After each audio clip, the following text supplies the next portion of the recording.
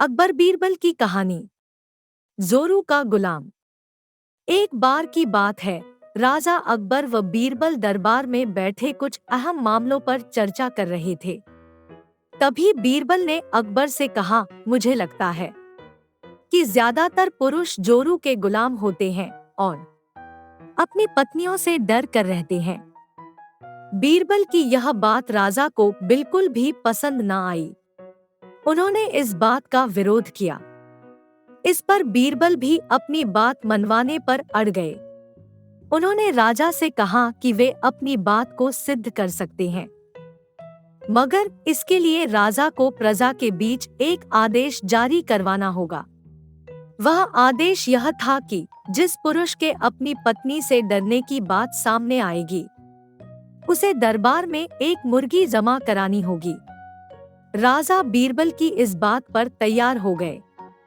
अगले ही दिन प्रजा के बीच आदेश कराया गया कि अगर यह बात सिद्ध हो जाती है कि कोई पुरुष अपनी पत्नी से डरता है, तो उसे दरबार में आकर बीरबल के पास एक मुर्गी जमा करवानी होगी। फिर क्या था, देखते ही देखते बीरबल के पास ढेरों मुर्गियां इकट्ठा हो गई और सैकड़ों मुर्गियां महल के बगीचे में घूमने लगी।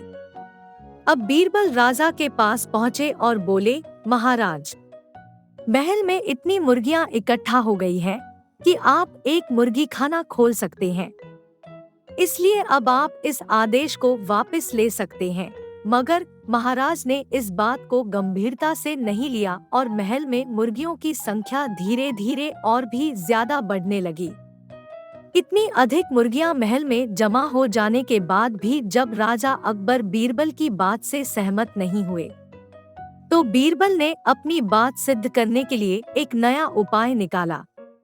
एक दिन बीरबल राजा के पास गए और बोले, महाराज, मैंने सुना है कि पड़ोस के राज्य में एक बहुत ही खूबसूरत राजकुमारी रहती है।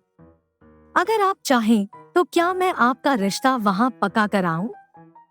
यह सुनते ही राजा चौंक उठे और बोले, बीरबल, तुम ये कैसी बातें कर रहे हो? महल में पहले से ही 2 महारानियां मौजूद हैं। अगर उन्हें इस बात की भनक भी लगी तो मेरी खैर नहीं होगी।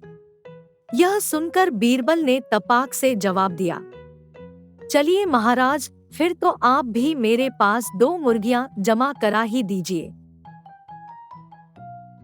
राजा बीरबल का ऐसा जवाब सुनकर शर्मा गए और उन्होंने अपना आदेश उसी वक्त वापस ले लिया।